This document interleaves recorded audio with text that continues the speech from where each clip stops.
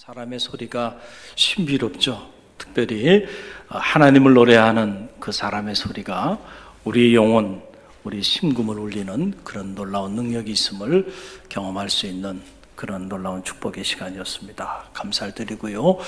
오늘 말씀을 나누기 전에 우리 가장 가까이 있는 옆 사람 바라보면서 축복하며 서로 고백하는데요. 사랑합니다. 마음을 담아서 우리 고백하며 나갑니다. 사랑합니다. 사랑합니다. 사랑합니다.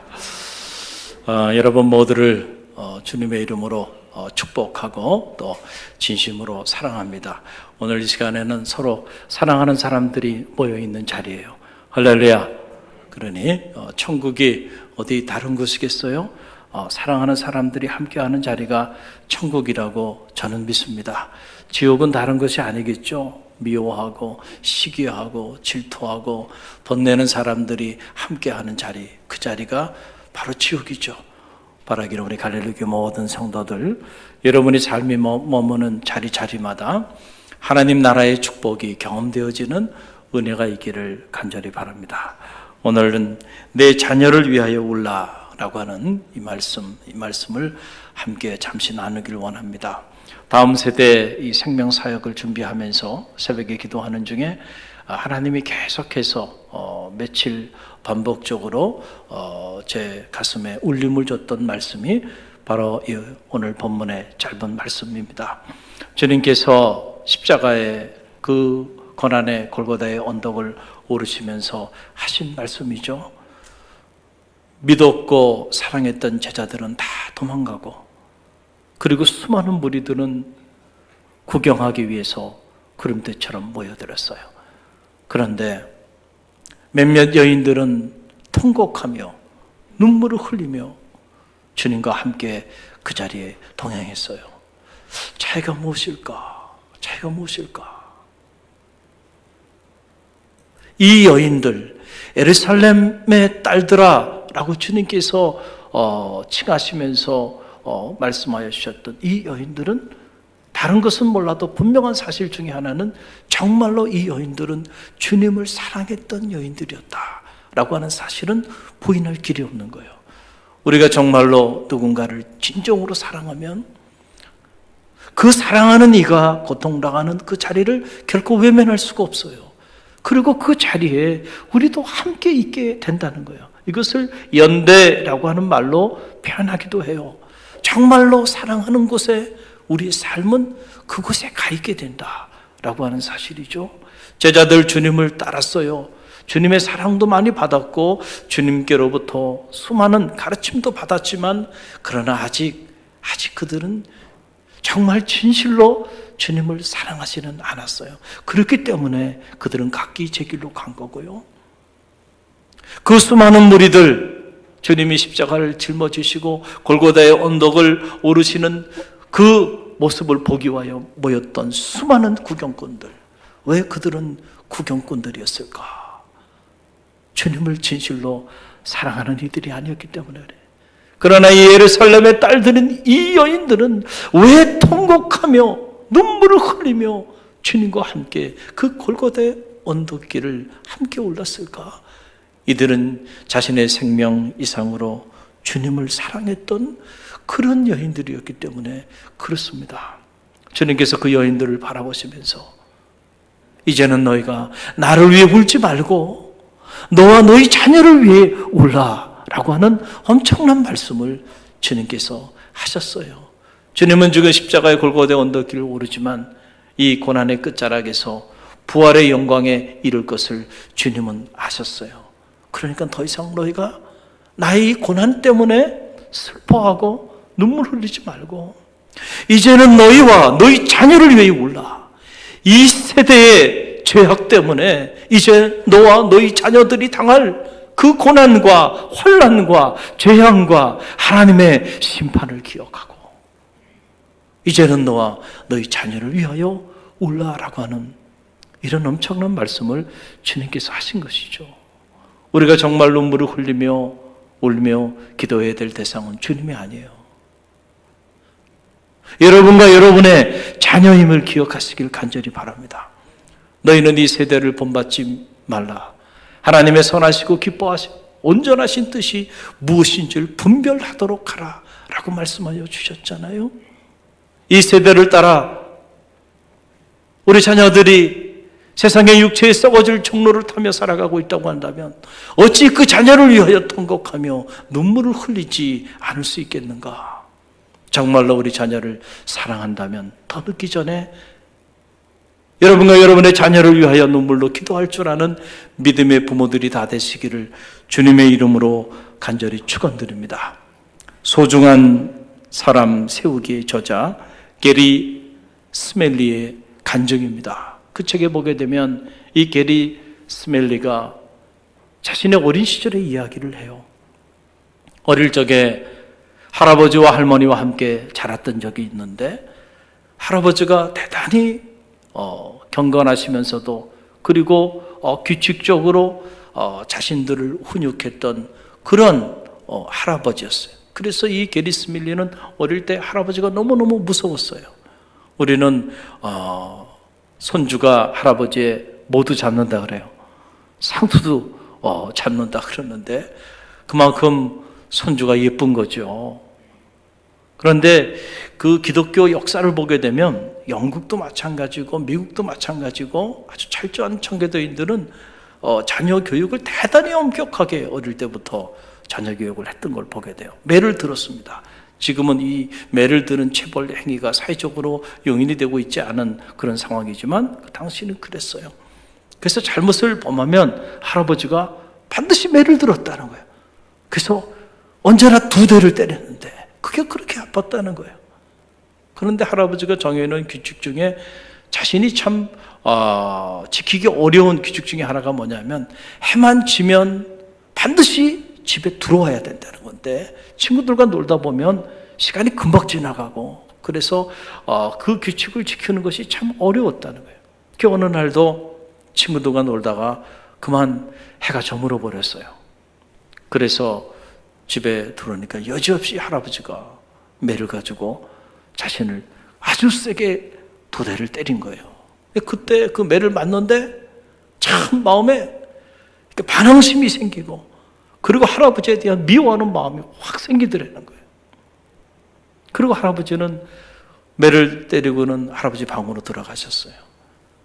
그 할머니가 저녁 식사를 준비하고 그리고 식사를 해야 되는데 손주에게 가서 할아버님 모시고 오라고 같이 식사하자고 그랬는데 할아버지가 어떻게 가르쳤냐면 할아버지 방도 함부로 막 들락날락 하지 못하게 했고 반드시 노크를 하게 하고 그리고 반드시 경어를 사용하도록 이렇게 가르쳤어요. 그래서 이 게리 스멜리는 할아버지 방을 잘 가려고 하질 않았는데 그때 할머니가 할아버지 모시고 오라 그래서 내키지 않은 마음으로 할아버지 방을 향해서 갑니다.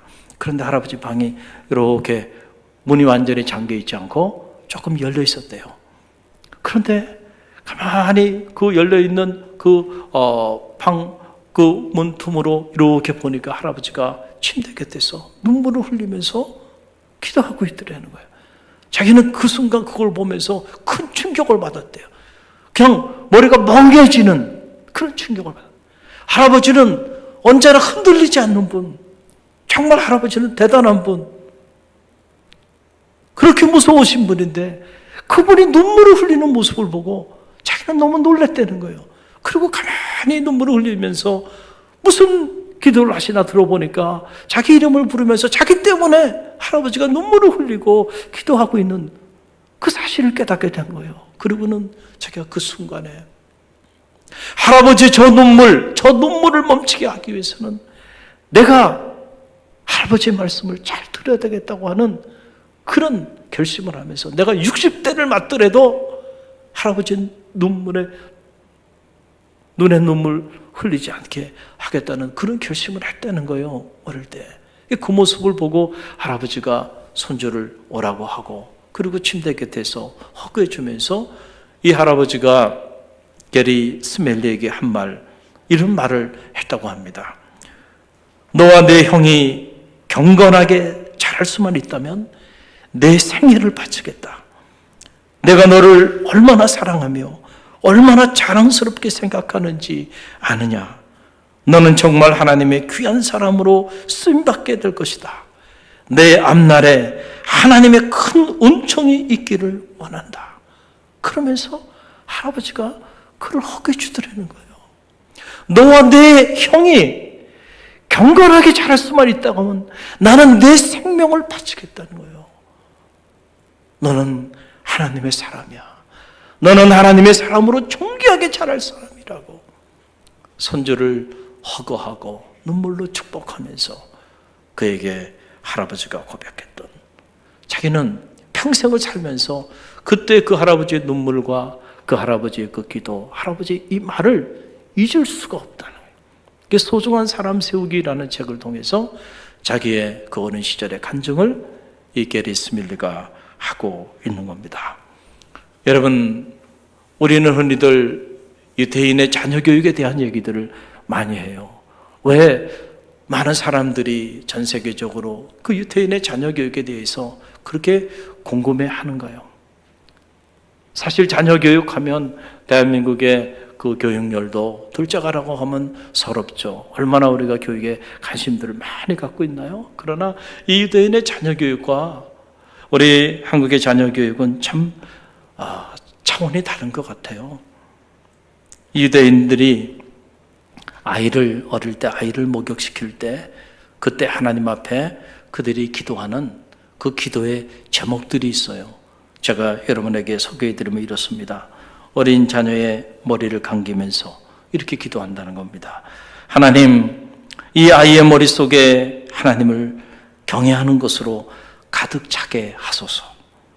또 아이의 얼굴을 씻어주면서 아이가 얼굴은 하늘을 바라보며 하늘의 소망을 갖고 자라게 하소서. 아이의 입안을 씻어주면서는 이 아이의 입에서 나오는 모든 말은 생명의 말이 되게 하소서. 아이의 손을 닦아주면서는 이 아이의 손은 기도하는 손이요 사람을 칭찬하는 손이 되게 하소서.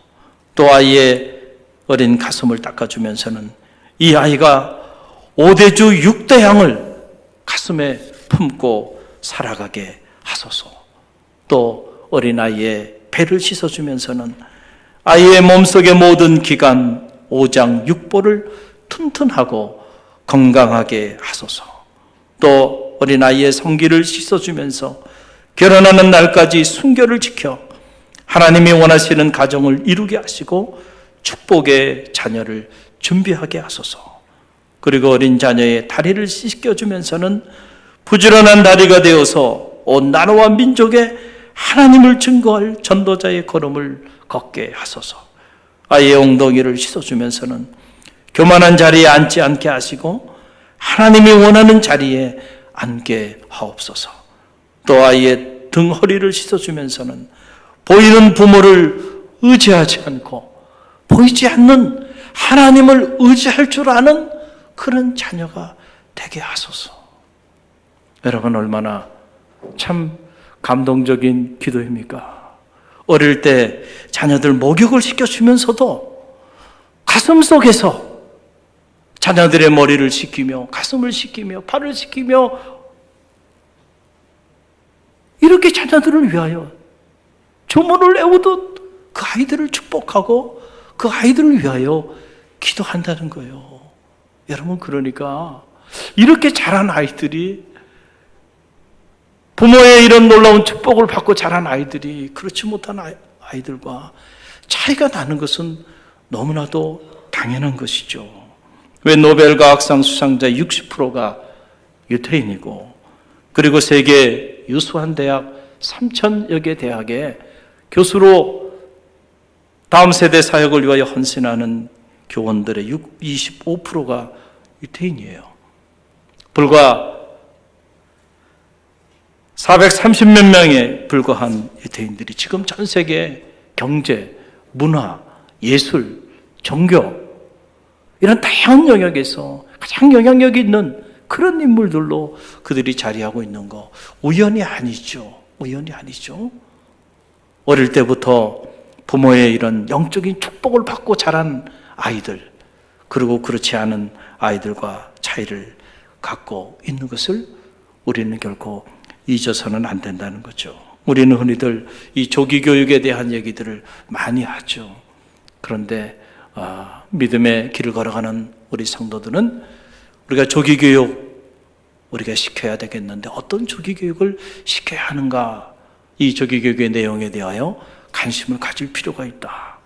영적인 조기 교육을 시킬 줄 아는 그런 지혜로운 믿음의 부모들이 되시기를 간절히 바랍니다.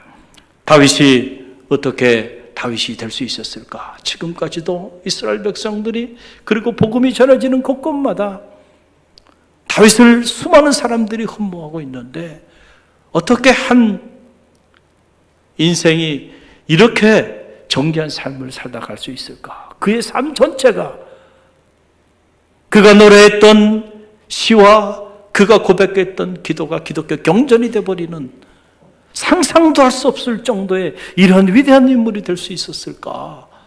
여러분, 그 비결이 어디 있었을까? 역시 영적인 조기 교육이 있었음을 우리는 성서를 통해서 읽게 됩니다. 시편 71편 5절로 6절 말씀 보게 되면 그 한 자락을 엿볼 수 있는 내용이 나오는데요. 시편 71편 5절로 6절입니다. 함께 읽어봅니다. 주 여호와여, 주는 나의 소망이시요 내가 어릴 때부터 신뢰한 이시라. 내가 모태에서부터 주를 의지하였으며 나의 어머니의 배에서부터 주께서 나를 택하셨사오니 나는 항상 주를 찬송하리이다. 아멘. 내가 어릴 때부터 주를 신뢰했다는 거예요. 그러니까 다윗은 어릴 때부터 하나님을 신뢰했던 그런 믿음의 사람이었음을 우리가 알게 되죠. 여러분의 자녀가 어리면 어릴수록 또 여러분의 손주가 어리면 어릴수록 기회를 놓치지 말고 그들이 믿음 안에서 경건한 삶을 살아갈 수 있도록 양육할 수 있는 그런 믿음의 부모들이 되시기를 간절히 바랍니다. 다윗의 고백이에요. 나는 나의 어머니 모태에서부터 주를 의지하였다라고 하는 이러한 놀라운 고백입니다. 영적인 조기 교육이 중요한 이유가 바로 여기 있는 거죠. 지혜로운 부모는 자녀를 양육하면서 이 자녀가 하나님이 내게 허락하여 주신 기업임을 알고 그리고 내게 맡겨진 사명, 가장 신성한 직무는 이 자녀를 하나님의 뜻 가운데 잘 양육해서 하나님이 이 생명을 통해서 이루고자 하시는 그 뜻을 마음껏 이루실 수 있도록 그렇게 자녀를 후원하고 양육하고 그리고 그를 세우는 그런 부모죠. 그렇기 때문에 가능한 한 믿음의 부모로서 여러분들이 영적인 권위를 잃어버리지 말고 특별히 하나님의 생명의 말씀을 가르치는 그런 영적인 스승의 자리를 스스로 포기하지 않는 그런 갈릴리 교회 모든 믿음의 부모들이 되시기를 간절히 바랍니다. 그러나 요즘 얼마나 바쁘게들 살아요. 1인 다역을 우리가 감당하면서 살다 보니까 자녀와 함께하는 시간을 많이 갖지 못하고 또 자녀에게 이런 영적인 스승의 권위를 우리가 유지하지 못하고 살아가는 그런 환경 속에 살아가는데 그렇다고 한다면 지혜로운 부모는 믿을 만한 영적인 우리 자녀에게 영적인 교육을 시켜줄 수 있는 그런 믿을 만한 공동체에 우리 자녀들을 의탁하고 그들이 그 공동체를 통해서 이런 영적인 교육을 받을 수 있도록 안내하고 그리고 그런 공간에 우리 자녀들이 머물 수 있도록 여러분들이 인도하는 일은 참 지혜로운 일이죠. 할렐루야. 여러분, 세상 교육도 중요해요. 그러나 그 세상 교육이 하지 못하는 일반 사회 교육이 하지 못하는 교육을 기독교 교회, 교회학교 교육은 하고 있는 거예요. 이걸 우리가 생명교육이다 말합니다. 인간의 영혼을 전인적으로 품고 생명의 말씀을 가르치고 훈련시키는 이 교육이 바로 교회학교 교육을 통해서 오늘도 이루어지고 있는데 우리가 이 교회학교 교육의 가치를 믿음의 길을 걸어가면서 우리 성도들이 알아야 돼요.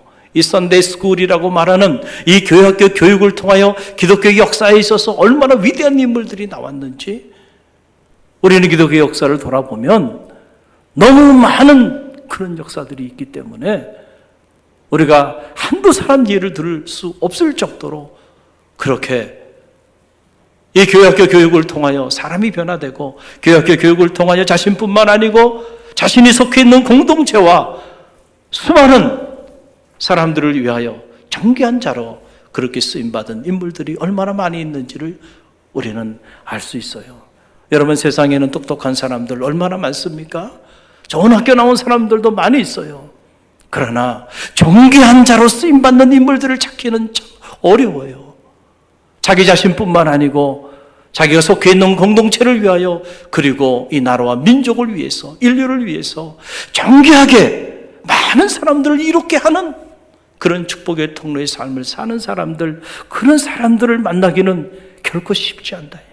저는 말하기는 여러분의 손주, 여러분의 자녀들이 그러한 정귀한 자로 그렇게 삶을 살아내는 은혜가 있기를 간절히 바랍니다. 그렇다고 한다면 여러분의 자녀를 위하여 영적인 조기 교육에 여러분의 시간과 물질과 에너지를 투자할 수 있는 그런 지혜로운 부모들이 되시기를 바랍니다. 갈릴리 교회는 다음 세대 사역을 준비하면서 올해는 특별히 영적인 주제로 다음 세대 생명이 살아난다. 우리 한번 함께 외쳐봅니다. 다음 세대 생명이 살아난다. 생명이 살아난다. 할렐루야. 교회학교 교육은 생명교육입니다. 그런 면에서 교회학교 선생님들은 생명을 살리는 다 생명사역자들이에요. 이 죽음의 문화에 참착해서 끝없는 경쟁 속에서 우리의 영혼도, 우리의 정신도, 우리의 인격도 다 회파되어 버리는 이런 교육에 함몰되지 않도록 정말 생명을 살리는 그런 생명교육을 하는 것이 바로 교회 공동체가 오늘 교회학교 교육으로 행하는 그런 교육의 장임을 여러분 결코 잊지 마시고요. 여러분들이 이 귀한 생명 사역을 위해서 기도로 중보하는 갈릴리 교회 모든 성도들이 되시기를 간절히 바랍니다. 미국 아이오와주의 한 작은 농촌 마을 웨스트브루치에서 있었던 일입니다. 어느 날 주일 저녁에 이렇게 교회학교 선생님이 교회를 향해서 이렇게 가고 있는데 4명의 어린 아이들이 길을 헤매고 있는 거예요. 가만히 보니까 이 아이들이 불량아들이에요. 그래서 저들을 그냥 방치시키면 안 되겠다 싶어서 이 선생님이 용기를 내서 그 아이들에게 다가갑니다. 그리고 그 아이들에게 자기를 소개해요. 나는 아무아무 교회 이렇게 교회학교 선생님인데 너희들 만나게 돼서 너무 반갑다. 그리고는 그 아이들에게 가슴으로 그 아이들에게 약속을 하나 합니다. 돌아오는 주일 교회학교에 꼭 좀 나와서 그때 얼굴을 보면 내가 너희들에게 많은 것을 주겠다고 그렇게 약속을 했어요. 그리고는 이 교회학교 선생님이 말은 그렇게 했지만 그 아이가 바로 올 거라고는 생각하지 않았던 거예요. 그런데 놀라운 사실이 그 아이들이 놀랍게도 그 돌아오는 주일날 교회학교에 그 4명이 다 왔다는 거예요. 할렐루야. 여러분, 전도는 다른 게 아니에요. 씨앗은 우리가 뿌리지만 거두시는 건 하나님이 하세요. 우리는 그냥 선포하면 됩니다. 그러면 역사를 하나님이 하실 거예요. 지금 당장 역사하시기도 하시고 또 먼 훗날 역사하시기도 하실 거예요. 중요한 것은 생명의 씨앗을 뿌리는 거죠. 용기를 가지고 복음을 제시하는 거죠. 이 선생님이 그 밤에 이 아이들이 집에 들어가지 않고 그 4명의 아이들이 저렇게 길을 방황하는 걸 보고요, 안타까운 마음이 든 거예요. 사람은 영물이라 정말 이 사람이 처음 보는 사람인데 자신들을 사랑하는 마음을 가지고 자신들에게 말을 하는 건지 그렇지 않은지 다 느끼거든요. 아마도 하나님이 이 선생님의 이 말, 이 초대에 함께 하셔서 그 아이들의 마음을 움직였나 봐요. 아니면 그 아이들이 갈 곳도 없는데 심심한데 한번 가보자 그래서 왔는지 모르겠어요. 하여간 4명이 같이 왔다는 거예요. 그리고 왔는데 이 아이들에게 복음을 제시하는데 그 복음이 스펀지처럼 척척척척 들어가더라는 거예요. 이런 말씀을 전해도 보면 말씀이 튕겨나오는 경우가 있고 그 말씀을 그냥 받는 경우가 있거든요. 근데 이 아이들이 그렇게 말씀을 잘 받아먹더라는 거예요. 너무너무 예뻤어요. 그리고 그 아이들이 이 선생님 반에 아주 핵심적인 인물이 됐어요. 그래서 그 아이들에게 하나님의 말씀을 가르치고 또 가르쳤어요. 그리고 훗날 그 아이들이 이제 이 시골 마을을 떠났어요. 그리고 세월이 많이 지났어요. 30여 년의 세월이 지났고 1932년 이 무명의 선생님은 나이가 들어서 이제 교회학교 교사로서 은퇴를 하게 되었어요. 그런데 그때의 그 은퇴식에 이 4명의 아이들의 4통의 편지가 낭독되는 그런 감동적인 그런 시간을 갖게 됐다는 거예요. 이 4통의 편지의 주인공이 어떤 인물들인가? 지금도 아이오와주는 참 시골이죠. 그런데 그 당시 그 아이오와주 그 작은 마을에 그렇게 어린 시절 길거리를 헤매던 아이들, 그 아이들이 훗날 어떻게 됐는가? 한 아이는 전국 선교의 위대한 일들을 감당하는 그런 귀한 선교사가 되었고, 또 한 소녀는 미국 연방은행의 청자가 돼서 세계 경제를 움직이는 그런 인물이 되었고, 또 한 소녀는 후보 대통령의 비서실장이 되었고, 또 한 어린 소녀는 바로 미국의 31대 대통령인 하버드 후보 대통령이 된 거예요. 그 자기 친구를 자기 비서실장으로. 그래서 함께 미국이라는 나라뿐만 아니고 세계를 움직이는 그런 영향력이 있는 크리스천 리더가 됐던 거예요. 누가 알았겠어요? 그 시골에, 그 아이오와주 그 깡촌에 거리를 방황하던 그 어린 소년들이 훗날 이런 믿음의 거목들로 성장하게 될지 누가 상상이나 했겠는가라고 하는 사실이에요. 하나님이 행하시는 일은 놀라운 거예요. 그래서 주님께서 하나님의 나라를 비유할 때도 겨자씨에 비유했잖아요. 왜 겨자씨에 비유했을까? 그 하나님의 놀라운 나라를 왜 눈에도 잘 보이지 않는 그 작은 씨앗에 비유했을까?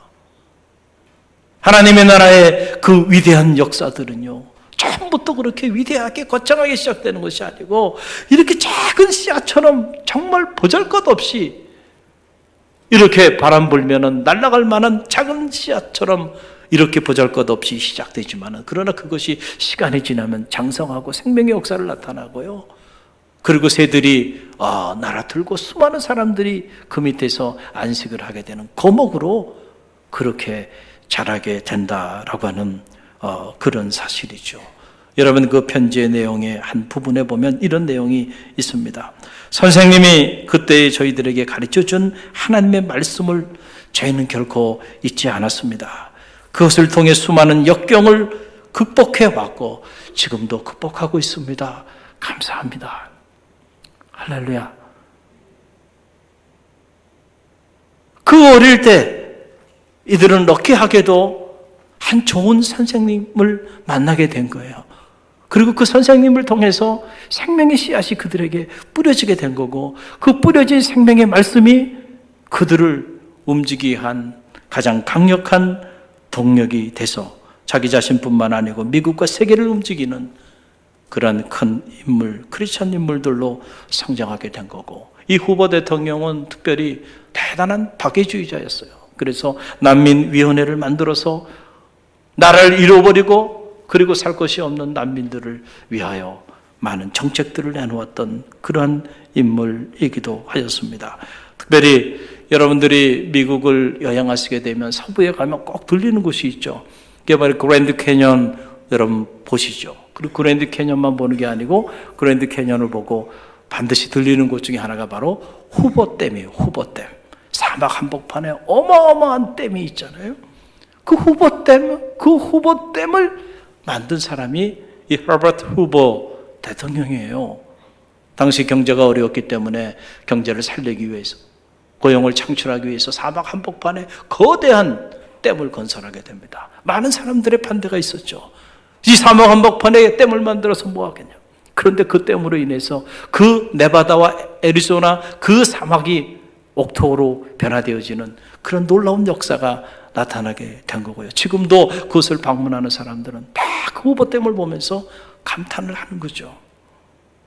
후임자인 루즈벨트 대통령이 때에 이 후보댐이 완성되지만 그의 전임자의 공을 인정해서 그 댐의 이름을 후보댐으로 이렇게 만들어서 사막을 옥토로 만들었어요. 여러분, 우리가 인생을 사는데 우리가 사는 인생에는 흔적이 남습니다. 그렇죠? 저의 인생에도 흔적이 남고 여러분의 인생에도 흔적이 남아요. 여러분이 머물다 간 그 자리에 저는 바라기는 생명의 역사들이 나타나기를 간절히 바랍니다. 이 무명의 선생님, 이름도 알 수 없지만은 그러나 이 무명의 선생님이 뿌린 그 씨앗, 그리고 그가 저 시골 작은 교회에서 어린아이들, 그 보잘것없는 어린아이들에게 생명의 씨앗을 뿌렸는데 그가 뿌린 그 씨앗이 이렇게 위대한 열매들을 맺을지 누가 상상이나 했겠어요. 바로 이것이 생명사역입니다. 할렐루야. 당장 그 생명의 씨앗을 통하여 결실을 맺을 수 없다 할지라도 훗날 하나님이 이 뿌려진 씨앗을 통해서 어떤 역사를 이룰지 우리는 아무도 알 수 없어요. 그러나 놀라운 사실은 분명히 생명의 씨앗이 뿌려졌기 때문에 이 뿌려진 씨앗은 반드시 열매를 맺게 돼 있다라고 하는 그런 사실입니다. 어제 우리 교회 학교 선생님들 모시고 오후 1시부터 오후 내내 함께 다음 세대 생명 사역을 위해서 함께 모여 말씀 나누고 그리고 뜨겁게 기도하고 그리고 전달 강습회를 갖는 그런 시간을 가졌어요. 그때 제가 교회 학교 선생님들에게 권면했습니다. 육체를 위하여 심는 자는 육체를 위하여 썩을 것을 거두고 성령을 위하여 심는 자는 성령을 위하여 생명을 거두리라. 할렐루야. 여러분은 생명을 심는 생명사역자입니다. 자부심을 가지세요. 그리고 무엇보다 꿈을 가졌으면 좋겠습니다. 그러면서 제가 우리 선생님들에게 요구한 거, 주문한 거, 부탁한 거 하나는 농심을 가지세요 라고 하는 거예요. 농부의 마음을 가지십시오. 여러분들은 생명의 씨앗을 가지고 있는데 지금 이 생명의 씨앗을 우리 저 영유아, 유치부, 아동부, 중고등부, 청년부 이 청소년들과 어린이들에게 여러분들이 이제 이 생명의 씨앗들을 뿌리게 될 텐데 농심을 가지라는 거죠. 이건 무슨 말이냐 하면 모든 농부는 다 나름대로 꿈이 있어요. 꿈이 없는 농부는 이른 봄 그렇게 딱딱하게 얼어붙은 그 밭을 그렇게 땀을 흘리며 기경하지 않습니다. 꿈이 있기 때문에 그 밭을 기경하는 거예요. 그리고 꿈이 있기 때문에 씨앗을 뿌리는 거죠. 긴 여름이 지나고 가을이 되면 이렇게 작은 씨앗들이 뿌려지지만 이것이 풍성한 결실을 맺을 것이라고 하는 꿈, 그 꿈을 모든 농부들은 마음에다 가지고 있어요. 그래서 봄에 씨앗을 뿌리고 그 거친 딱딱하게 얼어붙은 그 밭을 기경하는 거예요. 땀을 흘리면서. 영적으로도 우리는 꿈을 가져야 돼요. 어떤 꿈을 가져야 될까요? 지금 우리가 생명의 씨앗을 뿌리는데 이 생명의 씨앗을 뿌리면 이제 시간이 지나면 앞으로 10년, 20년, 30년 아니 갈릴리 교회가 향후 50년, 100년을 내다보면서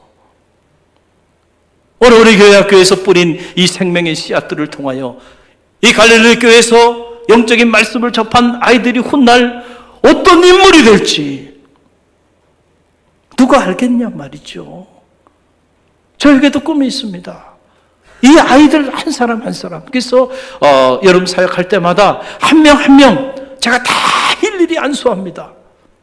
그래서 그 순서를 빼놓지 않아요. 그리고 그 아이들을 축복합니다. 하나님이 제게 주신 축복권을 활용하는 거죠. 이 아이가 훗날 하나님과 사람 앞에 존귀한 인물로 쓰임받게 해달라고 아이의 미래를 축복하는 거예요. 훗날 저는 만약에 우리 갈릴리 교회 출신 교회학교 어린이들이 하나님과 사람 앞에 존귀하게 쓰임받는 그런 위대한 글로벌 리더들이 수없이 배출될 것을 꿈꿉니다. 여러분도 여러분의 자녀와 우리 갈릴리 교회 다음 세대 자녀들을 위하여 꿈을 가지고 중보하고 기도해 주세요. 꿈은 이루어집니다. 오늘 주님이 우리에게 주신 말씀 우리가 다시 한번 돌아봅니다. 나를 위해 울지 말고 너와 너희 자녀를 위하여 울라. 오늘 우리 자녀들, 우리 사랑하는 우리 손주들, 그들 위하여 눈물로 중보하며 기도하는 믿음의 부모들이 다 되시기를 간절히 바랍니다. 우리 함께 기도하며